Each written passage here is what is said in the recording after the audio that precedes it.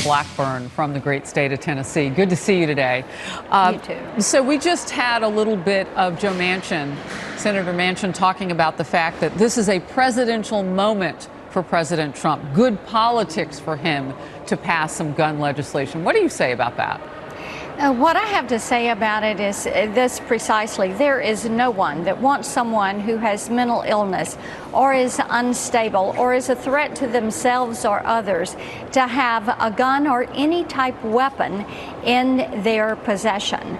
And this is one of the reasons that you're hearing so many in law enforcement talk about mental illness and having more beds and facilities and treatment options for those individuals that have mental illness.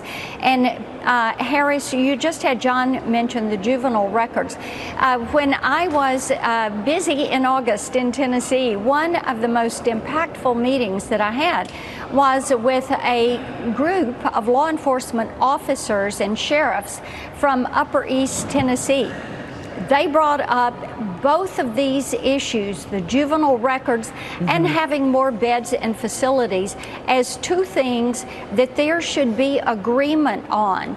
And when these law enforcement officers, and they're very pointed on this, when a young person turns 18 and basically that record is expunged and that individual goes to college or moves to a new area, then law enforcement does not have the ability to have insight into that. I will tell you another thing that they are concerned about is individuals who are expressing these threatening opinions online. You know, the juvenile records, we could go into that and have a really good conversation. I want to jump ahead because what you're suggesting is make it public for just law enforcement, not for the public, is what I kind of hear you saying. But look, I mean, you've got some Democrats who are going to stand in the way of this, and the president is trying to do something bipartisan. You know, Senate Minority Leader Chuck Schumer isn't going to pass anything, isn't going to look at anything, any proposal the president sits down or rather passes along, but he's sitting down with Democrats and Republicans. What do you say about that? I find it so unconstructive to have that attitude. And when you have law enforcement telling us they need pieces of information to keep communities safe, when you have Border Patrol telling us they need a barrier, they need technology, they need more officers and agents, and you have the members of the House and the Senate saying, but we're not going to give it to you.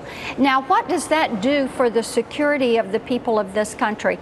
Every woman that I talk to has a tendency to identify themselves as a security mom and say, I want my children safe when they go to school.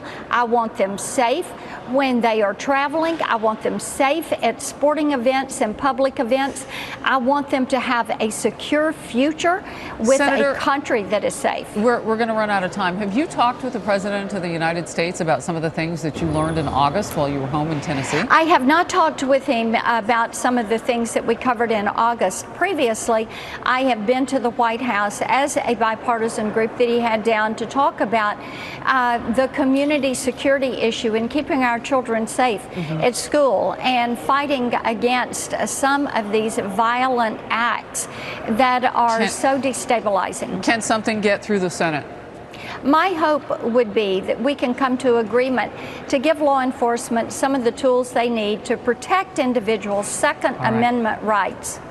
Senator Marsha Blackburn of Tennessee, appreciate your time today. Thank you very much.